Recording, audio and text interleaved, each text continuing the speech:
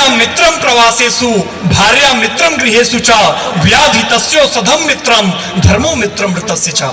जब आप कहीं यात्रा पे होते हैं तो विद्या आपकी सबसे अच्छी मित्र होती है। जब आप घर पे होते हैं तो आपकी पत्नी आपके सबसे अच्छी मित्र होती है।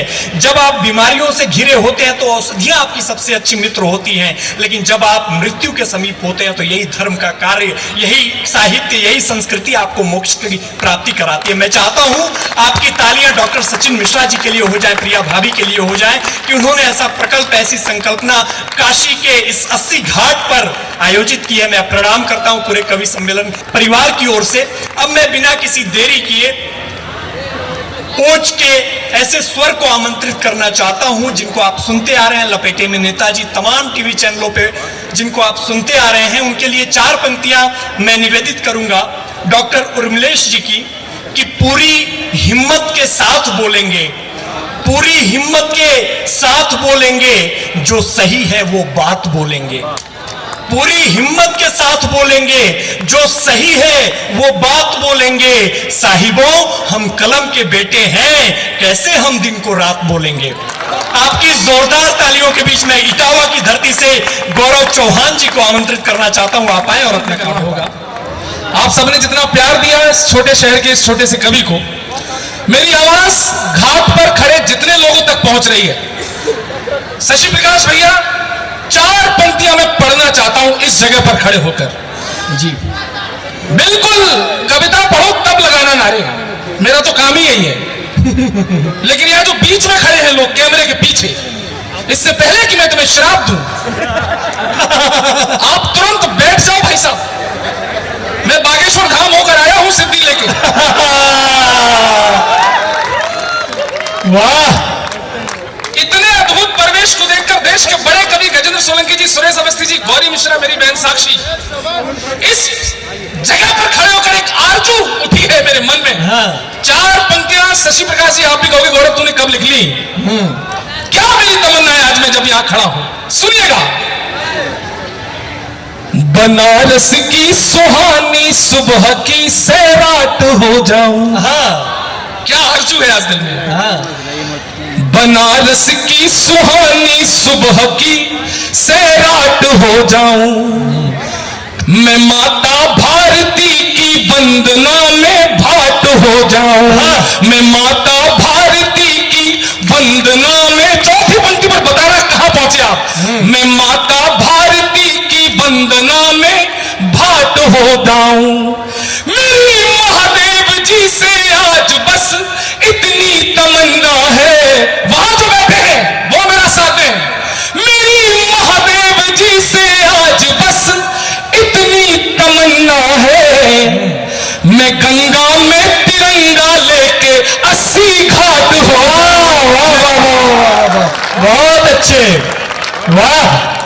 मैं गंगा में इस माइक वाले, हे माइक लाल थोड़ी आवाज बढ़ाओ। 2017 से पहले मेरी बहुत दबाई गई थी, अब मैं खुल के बोल रहा हूं।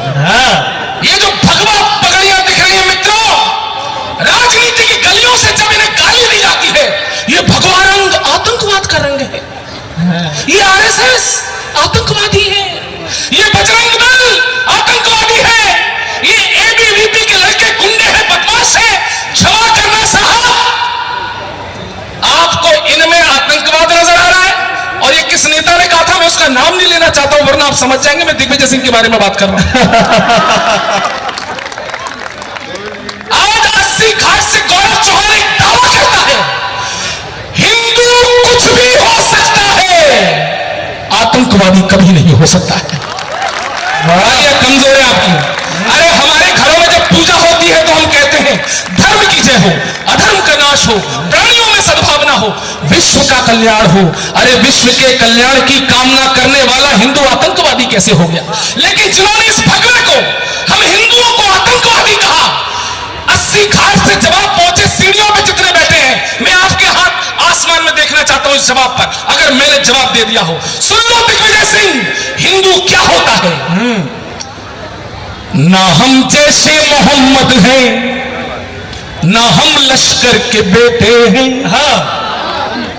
ना हम जैसे मोहम्मद हैं, न हम लश्कर के बेटे हैं, नहीं आतंकवादी हम भगत शेखर के बेटे हैं, नहीं तो शंखनाद करिए तालियों का चौथी पंक्ति पर, नहीं आतंकवादी हम भगत शेखर के बेटे हैं, कोई अगर फख्र करता हो कि वो बाबर का बेटा है, कोई अगर फख्र करता हो कि वो बाबर का बेटा है, तो हमको फख्र है हम वीर सावरकर के बेटे हैं। बहुत अच्छे। हर महादेव।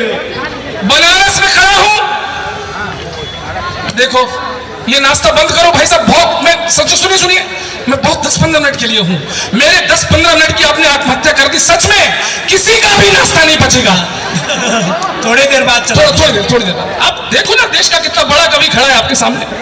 हाँ बैठ जाइए, जितने लोग खड़े हैं, देखिए मुझे भगवान का आशीर्वाद मिला हुआ है, जिन लोगों ने मेरी कविता खड़े होकर पढ़ी है उन्हें जीवन में कभी मोक्ष की प्राप्ति नहीं हुई। कैमरामैन साहब ये लाइट, अच्छा पता है आपको कैमरामैन कौन बनता है आगे चल के? जिसको बचपन से दूसरे के घर में ताक झांक करने की आदत होती है वो आगे चलकर कैमरामैन बनता है। तुम जहां खड़े हो वहीं खड़े रहना, बिल्कुल हलचल मत करना, ऐसा लगना चाहिए कि तुम अभी पैदा ही नहीं हुई हो। बिल्कुल बनारस में खड़ा हो, ज्ञान वापी में हमारे भोले बाबा 400 साल से दबे रहे, हम भाईचारे के नारे लगाते रहे, उस पर लोग वजू करते रहे, कुल्ला करते रहे, कोर्ट ने भी जब कह दिया तब भी छाती पीट रहे हैं, नहीं कोर्ट गलत है, अरे गलत है, जहां जहां खोदोगे हम ही मिलेंगे। हाय हाय हाय वाह, जहां खोदो, और मैं तो कह रहा हूं खोदो, और केवल खुदाई छोड़ो, ये हिम्मत वाली 80 घाट के लोगों, ये पंक्तियां हिम्मत के साथ केवल देश में गौरव चौहान पढ़ता है, और यहां भी बिना पढ़े मानूंगा नहीं। खुदाई की बात करते हो तुम, अरे हमारा क्या निकलेगा देखो। सचिन भैया क्षमा करना, सच कहने जा रहा हूं। सर आइए, स्वागत है, आप बिल्कुल सही समय पर आए, हम लोग जल्दी शुरू हो गए थे इसलिए क्षमा चाहते हैं, अब बैठ जाओ सर। डॉक्टर सुधीर मिश्रा जी हमारे। सुधीर मिश्रा जी, बिल्कुल भारत में लेट आने की परंपरा है सर। जब वर्ल्ड ट्रेड सेंटर पर हमला हुआ तो वही लोग जिंदा बचे थे जो ऑफिस में लेट पहुंचे। आपका स्वागत है। सचिन भैया माफ करना, बनारस की धरती पर बनारस का सच बोलने जा रहा हूं। ज्ञान वापी याद रखना, और सिर्फ ज्ञान वापी नहीं, जहां जहां खोदोगे हम ही मिलेंगे, और कैसे मिलेंगे सुनना। सनातन धर्म की गाथाओं के आलाप निकलेंगे, खोदो तो। एक भी हाथ खामोश रहा तो मैं समझूंगा मैं गलत लोगों के बीच में। सनातन धर्म